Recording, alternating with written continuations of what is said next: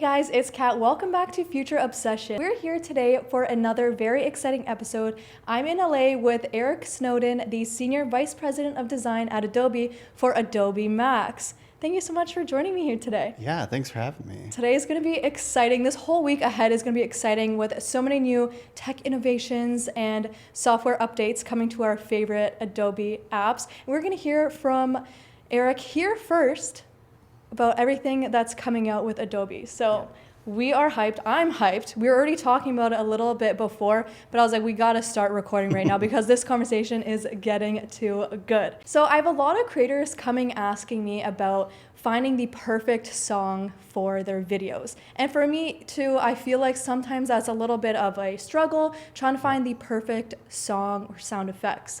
Can you tell us a little bit about what we're going to be seeing with Firefly? Yeah, we have a new feature called Generate Soundtrack, and we're really trying to help people create parts of the video that they need, right? So if they need a sound, like you said, they're not digging and trying to find it, they can obviously do that. Or if they have the exact music they want, but if they want to make something from scratch, they can do that right there in their creation tool, which I think is like a really amazing workflow that just gets them to keep going and like stay in the flow as they're making something. I feel like switching between different things or just switching your mindset while you're working can kind of ruin my creative process. Yeah. So is this all happening within the same app, same software? Yeah, I mean, what we're really trying to do with a lot of the stuff we make is to just streamline the creative process. We want to make sure that everything is fluid and seamless, and people are just able to do everything in as easy of a way as possible to keep them in the flow. I mean, the creative flow is like such an important part of the creative process. So tell me a little bit about how this exactly works. So I'm creating a video,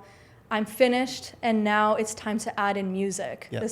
This always takes me forever, way too much time to find the perfect song. How is Generate Soundtrack gonna work? It's a lot like a lot of other generative software where you've got different settings. You can prompt it with like a mood or something else that fits your video, and we're just gonna return different results. You can test them out. You can, audition them alongside your video and see what really fits and makes the most sense, and get something that really like fits the style and the mood that you're going for. And I think the thing that's really unique and different about Adobe's generative stuff is it's all, commercially safe. It's all trained on like a data set that we have licensed to use, which I know to a lot of creative people is like really important. Like where is this stuff all coming from? And I think yes, that's it's something stressful to think like, Yeah. Is it gonna get flagged later when I go to post it? Yeah, and you don't have to worry about any of that stuff, which is really important for us as creative people to make sure that we're like looking after the creatives that are using our software. So it's going to find a song or music that fits the mood and tone of my video? Right. Okay, that's really cool. I'm really excited to try that out. I feel like I have so many ideas already. Have you used it in your creative process? Yeah, I don't do a ton of video, but when I do, I mean, this is where it actually really helps me out because I'm not an expert in video, right? I'm more of a photographer or a designer, and I think that's the great thing about Adobe software. We make so many different kinds of software, and you might be an expert in one thing and like a little bit of a novice in something else. Yes. And I think these tools can like really help you level up in like one area you might not be, the best at. Oh, that's also saving time. Yes, totally. Finding songs always takes me way too long. And I feel like everyone can relate to that. Yeah. So you guys are just making it a lot easier. Now, generative speech is a new tool as well, which I'm really excited about because I'm the person who I need to create voiceovers all the time. But if I'm like shopping and I need to get something done, I'm gonna like go into a change room, or if I'm at a hotel and the fan's really loud, I can't get a good voiceover. So I feel like you guys are really making it easier for us creators to have our content on top level. Yeah, I mean, I think there are two different things we're really looking at. One is a feature we've had for a while called enhanced speech, which takes your own voice and makes it sound like you're in a recording studio. Oh yeah, And you know how many podcast episodes that saved? I bet, like, for so many people, it's really incredible. You can have audio that just sounds, I mean, honestly, pretty terrible, and it Yeah, comes if out like a sounding, car is driving by or something. yeah, it's amazing. And so I think if you want to use your own voice, that can really save the day.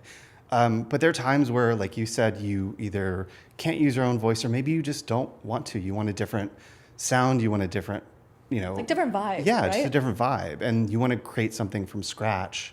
that's where this can really come in handy, where you can just make something that doesn't sound like you. And I think having that flexibility to kind of do it either way is like really powerful. That's so fun to play around with. I noticed so many of my videos, people are used to my voiceovers, but then sometimes if I use a different voice, people love that. Yeah. But what's really cool about your announcement is that it's actually going to change with like emotion and tone.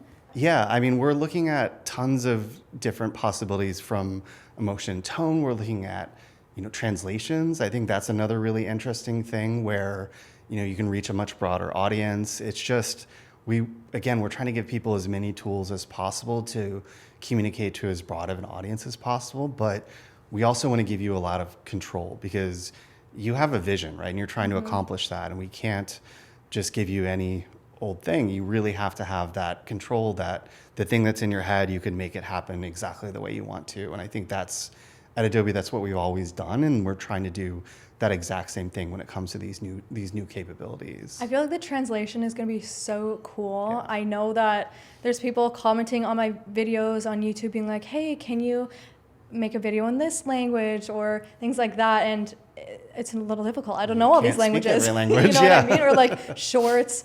My shorts may go viral in a language that doesn't speak English, so they always put on translations. So I really like that you guys are doing these things that are making our lives easier and workflows a lot more quicker and seamless, for sure. Is that what you guys have in mind when you're doing this? 100%. Creators first? Yeah. And I think, you want to be able to communicate with as many people as possible, and everyone should be able to hear your message. I think that's really important. And I think that's what we're trying to enable you to do, that anyone you want to be able to reach, you should be able to. And if we can help empower you to do that, that's why we all work here. Oh, I love that. Now, there's so many trends I see online of people doing voiceovers that sound like super robotic and then ones that sound natural. What are you guys trying to do to make sure it sounds natural and like a real person coming through? Because I feel like if I make a video that's serious, I want to have a serious tone AI voice. I don't want it to sound like a robot, Totally. like an AI joke. You know what I mean? Yeah. So is that at the forefront, still making it sound natural? Yeah, we're really trying to give you control over that mood and that tone. I mean, similar to what we were talking about with music, that those kind of details will make or break a video and make it either seem legitimate and honest or feel like kind of thrown together, right? And we know that those things are important. And if you can't have that kind of precise control, you just won't use it, right? It just won't meet your standards. And so that's something that's like really important for us to give creators that control. It's a must-have, right? Right. Is it going to be something as easy as me writing in the script and it just completely generates it for me? Yeah. Exactly like that? Or could I do my voiceover myself and then say, translate it to this language? How does it work? So you can actually translate using your own voice. Okay, so if that's you wanted so cool. if you want it to sound like you. So I think that's another interesting thing, because you don't want it to sound like, sometimes you might not want it to sound like another person. You want it to sound like you. Yeah. And I think that's a really important part of this. Oh my gosh, this is so fun. I'm already thinking, like, what languages do I want to speak now? Yeah, Put it in there and exactly. see how it would sound. What use cases are you most excited to see creatives use these features? Yeah, that's a really good question. I just think getting more people to express themselves and to communicate with a wider variety of people is why I work at Adobe and why I've been here for so long. I just think, human creativity and human expression is a good thing. And to be like a small part of that and to help design features that are hopefully easy to use, that anybody can pick up and use to like tell their story. I think everybody's going to have a different story, and to get more of those stories out into the world is just like a good thing. And to be like a tiny part of that is what gets me, going every day. And so I'm just like excited to see what people make with this. We're always surprised. Like, we never know what people are going to make. And that's the fun part of our job, right? We'll announce all this amazing stuff at Max. In a couple weeks, we'll be seeing things we never thought was possible. I didn't even know you could do that. That's a really good idea. That's the fun part, right? Is to see. Let it out into the wild and see what people do with it, right? Yeah, people are so incredible. Like, people will always make things we never thought of. And that's the fun part of this job. Oh, it sounds like you really love your job. I do. Okay, so I was just speaking at a conference a few weeks ago, and a woman came up to me and she said, I really want to start making videos for my small business. Everyone's telling me to get on social media. I don't have time. I don't know what softwares to use, and I don't know how to edit. She's like, I can film the videos, like my daughter taught me how to film, but I don't know how to edit. Yeah. Now, Adobe just launched Firefly Video Editor. Yep. Game changer in the world of content creation in general.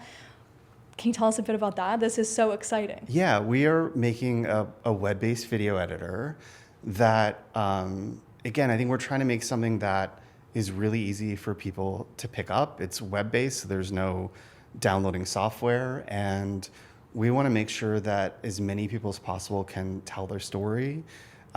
We have things like editing via transcript, which has really become one of my favorite ways of editing video, where you can like look at the words and actually just select words and click delete and it'll edit the video. All my but, my stutters. Yeah, I mean that stuff is really easy to edit out when you're editing via text, and it's just there's an right there. We could edit that out maybe. We'll keep it in. It's honest, right? But I just think having this tool there, and then being able to use these generative capabilities inside of those tools, I think is like really powerful. So you have a mix of different kinds of content that you can bring together in one place. And then we also recently launched Premiere on the phone.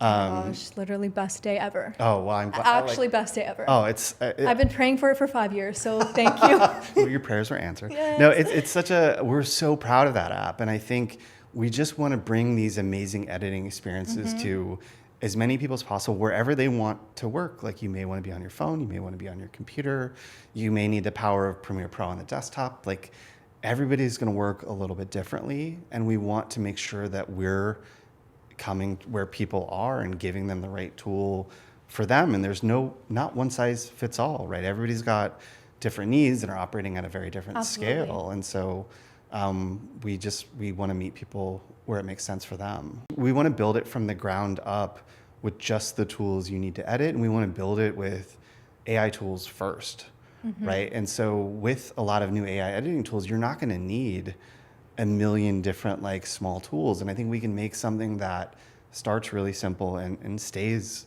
simple, but gets powerful over time. And I think that's like a really interesting, approach that in the end is going to be a very different kind of editor than what, may exist in the market right now. So it will be our future obsession. It'll be my future obsession Yes, for sure. I hope so. I'm excited to see how it's going to evolve over time and how people can approach it at just starting levels of content creation, or even people who edit every single day like myself, what tools I'm going to find useful and pass on to people who come up to me and ask me about where do I start when I want to edit. Now I have a perfect answer for them. Well, and we're thinking about this a lot. We want to make sure that as people are just getting into this, that they have like a real starting point. Like we, for years, have made these amazing professional tools that the best editors and directors in the world use. But the things that those people need to make a feature film, everybody might not need to make a video for social, but that like weight comes along with it. And so we're really trying to say like, hey, there are different kinds of editors, and these hopefully are simple enough that people can pick them up with no editing experience, but they're still powerful and they can still output high quality videos, right? Like in the end, we want to make sure that any tool we make outputs something that is of a professional level of quality. But the complexity that goes into that is going to be very different, because you may not need every single control. And if you do, we've got more advanced tools that you can graduate to if that's what you end up needing. But you don't have to start there. I think that's the important part, is you can start with a simpler tool and still get amazing quality. And if you decide you need a more complex tool, great, we've got that for you too. Yeah, exactly.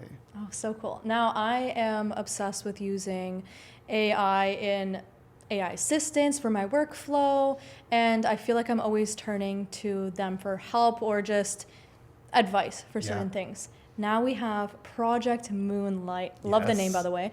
Can you tell us information about Project Moonlight? Yes. We have a couple of different AI assistants we're working on right now, and I think Moonlight is really interesting because it's targeted right at creators. And what we're trying to do is look at your content and your socials and to really look at, like, define your style and help you create content that is like relevant and impactful for you, but like cater towards you as a creator. Towards you, yes. Not like generically nice looking, but like fits your style. And fits your vibe and aesthetic. Yes, I'm all about that. Yeah. All about my aesthetic. Everything has to look the same way. So when I'm like prompting with AI agents, it takes me a while to teach the AI agent, like, no, this is the vibe, this is the look, the aesthetic I want. So you're telling me that Project Moonlight's already gonna know. Yes. Okay, tell me more. Yeah, and I think that's I'm really, so intrigued. No, but I think that's really important. I think that's the difference with us as a creative company. Like, we understand that if it doesn't fit your vibe, you're not going to use it. Like, you can't just have random videos in your feed that like don't look like the rest of your videos. That's not going to make any sense. Yeah, people will be like, that's AI, or that's, Yeah, it's just not going to make any sense. And so, with Moonlight, we're looking at, your social networks that you've hooked up. We're looking at, your Lightroom photos or videos, if you've hooked those up. We're connecting to different parts of, your content, and we're analyzing it and trying to get a sense of, what content do you have maybe that you haven't used, or what have you posted in the past, what's working for you, like just getting a sense of your world and then making recommendations based on that. And again, with these recommendations, you can decide whether you like them or not. And it's just there to help you. It's not like doing it for you, but it's getting you like a head start on this stuff. But it's aware of who you are and your vibe and what you want.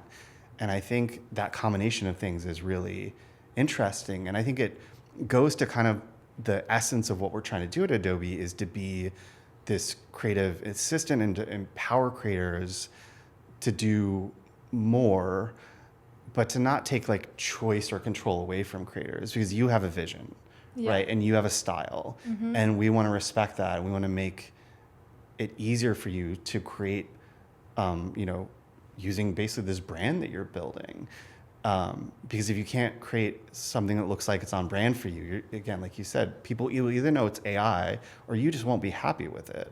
And like neither of those things are good. It's not going to speak to me. Yes, exactly. And I feel like I'm always going like hours looking at different mood boards, coming up with a vision. Even when I was creating the branding for Future Obsession, my podcast, there's so many different things that I have to think about. And I have different brands, say if I'm like a business owner, but then my personal social and my podcast social all has completely different aesthetics and vibes. Yeah. So to think that Project Moonlight could know that and understand that and give me good tips and advice and kind of like inspo, that's really exciting. Yeah, and I mean, you mentioned like moods and mood boards, and Firefly boards is another thing that like, I love Firefly boards. That is one of my personal favorite things. I'm not supposed to have favorites, but like I do. And Firefly boards is something I really love. I could just scroll there forever.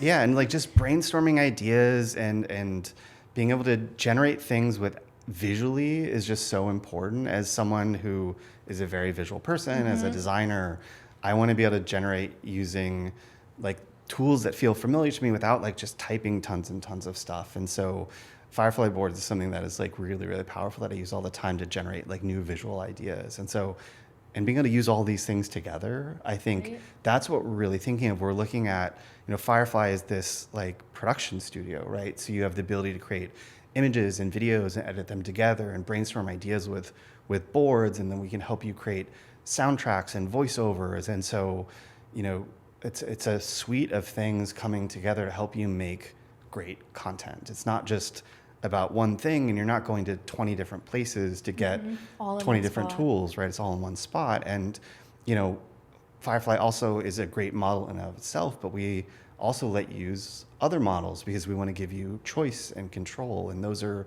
just important values for us as Adobe. And so whether it's our models or someone else's models, or the number of tools we give you, you just have like just an immense amount of control as a creator. And I think that control is what like really sort of defines this suite of tools that we're building. No more creative block for anyone. There's Hopefully. No excuses Hopefully now. not. Gotta go look at the boards, get some inspo. When people's socials can be connected to Project Moonlight, I feel like that's just gonna spark more ideas. Yeah. And I feel like sometimes as a creator myself, looking at other people's work or just scrolling on like an app, sometimes I get less creative because I'm like, it's not even my vibe or like what I want to create. So having something that's made for me and ideas that are generated for me, that's kind of perfect, having an assistant helping me there to spark more creativity within myself. Yeah. And those like strange accidents and things that you wouldn't normally come up with, I think that's where real creativity lies, where it's some strange little offshoot that you're like, oh, what's this thing over here? That's kind of cool. Yeah, it's like, oh, I'm going to go follow that like side quest over there. I think that's when like really interesting things and new ideas happen. So we've been seeing the last year, especially for you guys, so much more where it's like creator first. How can we bring this to mobile? How can we help the creator who's like on the go? What do you see being the ideal workflow for a creator in 2030 or 10 years from now? 10 years from now? That's a wild question.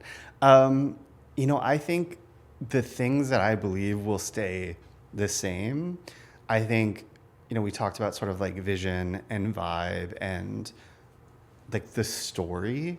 I think those are going to become even more important because I think it is going to become easier for people to make content. Right. But I think what is going to set everyone apart is the thing that already sets everyone apart is a unique point of view, a unique vibe, a unique story. And I think more people being able to tell their story is a good thing. And I think there are lots of stories that are not being told right now. And the idea that in, 10 or 15 years, more of those stories will be out in the world is like a world that I'm really excited about. And I think tools are just going to make it easier for more people to tell their story to the world. And I think those will take different forms. I think for some people, assistant-based things, which I think will transform from the basic text things we have into various other forms, will be one path. But I don't think that text or even talking to something is going to be the end-all be-all. I think when I look at some of the other tools we're making, even maybe more on the pro side, there are times where that tactile, like I want to click on something and be very precise, is always going to matter, right? There are some things that you cannot describe with words. And I think the fact that Adobe plays sort of on both sides of that is really important. And like I was saying earlier, you can sort of graduate from like really easy to use tools like Express or some of these tools we're building for creators, all the way up to like specialist industry standard tools. I think that's where the power is. And I think we'll still have that. I think there'll be more of these like really easy tools to create with. I think that is clearly where the world is heading. I don't think specialist tools are going to go away. I think there will always be people who want just an incredible amount of control and precision. And I think that is not going to change either. But I think how you do that will be fundamentally different. And so I think like these two camps, like the proportion of them may change and how you do it may change, but I still believe there will be people in the future who just want an insane amount of control. And then people who are like, yes, I have a vision, but like posting daily is more important than like every single detail being perfect. And there'll be a lot in between those two things. I also think it's really going to change for small business owners because we don't have all the time in the world to learn different softwares and, get on social media like people are saying you got to be on there, right? Yeah. So I'm excited to see how everything's going to change. It's very exciting. Yeah. We're living in it now. Yes. Here live at Adobe MAX. Are there any other features that are announced that you are passionate about? There's so much that we're doing. One of the things I'm really excited about is custom models. Okay. And so what custom models are, it allows you to train Firefly on your own content. So it can generate things that look like your own style. And so It's just anytime we can help creative people get closer to their own like look or vibe, like I think everything we do to give creatives more like control, like that is the direction we should be going in. And that is what people are asking us for. And again, that's what we've always done at Adobe. And so like that is something that we're going to be going into beta at Max that I'm like really excited about. And so I just think anything that gives creative people more control, I'm like psyched about. 100%. I know I'm going to have some viewers on here that are skeptical of AI and Yeah. AI slop. What are some things that Adobe is doing to ensure that creatives still are creative without having AI take over their creative brain? Yeah, I mean, I think all of it is about the time and energy that you put into it. I think, if you go to a text image generator and you type in one thing, you hit a button and something pops out and you post that thing online, you didn't put very much time into it and the results are probably not going to be very interesting. Mm-hmm. And that has always been true of creativity. If you don't spend very much time on something, the results probably aren't going to be very interesting. I don't think that changes that much with AI.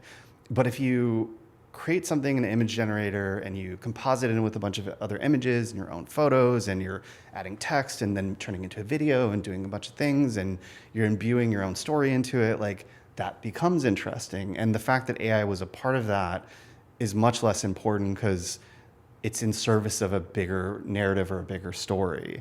And so I think the essence of it is like, what are you trying to say with this thing? And I think that has always been more important than the tools. And I think that will continue to be true. I also think taste has always been important and will be more important in the age of AI than it's ever been. And I think creative people inherently, part of our jobs is to have taste. And you need to know when something is good enough or when it's not or when it's done. And I think those things are really valuable. And I think that's something that great creatives understand. And so I think the tools that creative people have always had are going to serve them well. And, when the iPhone camera came out, everyone's like, oh my God, everyone's making photos. There's a bajillion photos out there. And it's like, yes, and the good ones will rise to the top. Good and that's point. exactly what is going to happen with AI. There'll be a lot of stuff out there that isn't very good. And the great stuff, interesting stuff will rise to the top. And, I think it'll be very interesting to see what comes out of that. But I think more stuff isn't inherently bad because I think the good stuff always, bubbles up. Oh, of course. I completely agree with that. Now, what AI tools do you use on your daily?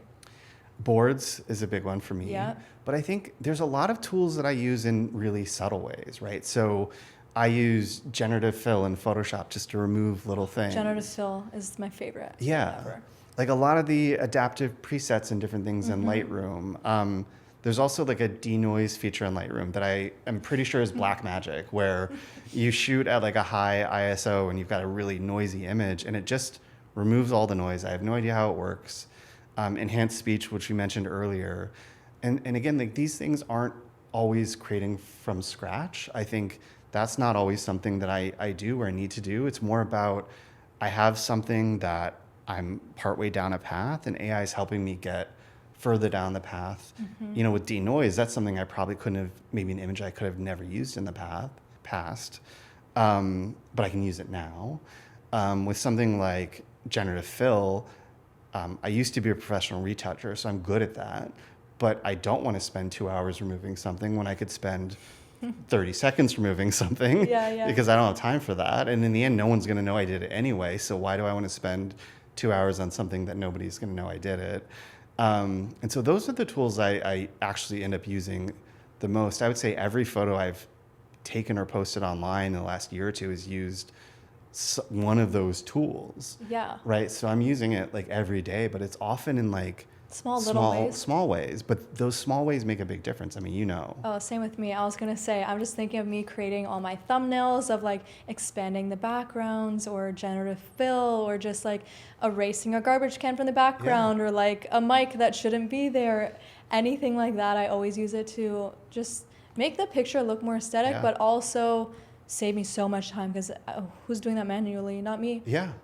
I think when people think of AI, they're always like, think of making stuff from scratch. And there's plenty of times where that's an amazing part of the workflow. But, I would say like 80% of the time, that's not what I'm doing. It's using, one of the things we're announcing in Lightroom is some like auto culling features that help you like find the best photos in all the photos you took. Oh my gosh. And it's like... Wedding photographers are like screaming and jumping right now. Yeah, what a great feature. That's just only going to help people hopefully make more money faster. Yes. Right? Like that is a great thing to have. And then once you've done that, we have like adaptive presets to help you make your photos look better. We've got, again, denoise and some retouching tools and things that are all about helping people be more productive. And the beauty is we didn't take away any of the old ways of doing things. So if you don't want to use those tools, you still have the way you've always done it.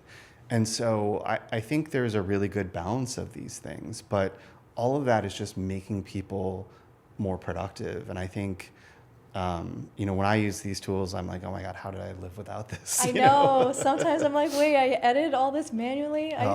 We're going to think in 2030, I'm going to be like, I did all my voiceovers myself. What do you mean? No, but it's very exciting. I'm so excited. And I know we're going to be hearing from all the creators at Adobe MAX. Everyone's going to have a different way they're going to use these features. So I'm very excited. If you guys in the comments are excited about these features, let me know down below what feature you're most excited for and how you're going to use it, because I'm going to be using it a lot. Now, to close out this podcast episode, I'm going to ask you our final question. What is your current future obsession? Music, specifically playing the drums. I bought a drum set fairly recently. So I played music my whole life. My mom was a music teacher when I was younger. So I've played instruments my whole life. And drums were one thing that I, for some reason, never learned how to play. And so... Because your mom said no drums in the house. Yeah, that's exactly what happened. She's like, actually, no, you're playing the guitar. She's like, you can play all the quiet instruments so that I can shut the door and put you in a room somewhere. And so now that I have space and she can't tell me what to do anymore, I bought a drum set. And did you already learn how to play some songs? Yeah, I'm getting reasonably good, or at least I feel like I am. Some other people my partner might disagree with that. I think I shake the house whenever I play, which I try to do when she's not around, but it's super fun. It's amazing to have a creative outlet that has, I don't have a customer, I don't have a client, I don't have it's just for you. A boss, it's just for me. We all need that, right? And it's super fun. And so right next to my desk, slightly off camera, I've got a drum set that I get to play every once in a while, and it's amazing. So if you're on video call with someone and you want them to know that you're actually really cool, you could just show your camera and show the drum set, and they'll be like, whoa, he's even cooler than I thought. Yeah, exactly. I'll be like, So what song do you know how to play? Or what's your dream song to know or to learn how to play? Oh, that's a really good question. There's a lot of old school classic rock stuff that is really hard to play that I want to learn how to play just because I think it's just really iconic. Difficult. Yeah. Oh, it's difficult. Okay. Yeah. So you have goal. It's gonna be yeah. really hard. I'm just it'll take me years to learn how to play something like this. And I think it's good to have those kind of goals and to figure out what are all the things I have to learn in order to get to that. Right. And just about getting progressively better over time. Pushing yourself. Yeah, exactly. And learning new things is fun. It keeps you sharp and it keeps you, I don't know, it keeps me going. I feel when I'm doing something that is purely creative for myself, my brain works different and I look at the world in a different way. And so having a truly just purely creative outlet is good for my soul. Oh. So exciting. Yeah. I'm excited to see. We're going to have a rock concert next year at Adobe MAX. Yeah, I'll be performing. Yes, exactly.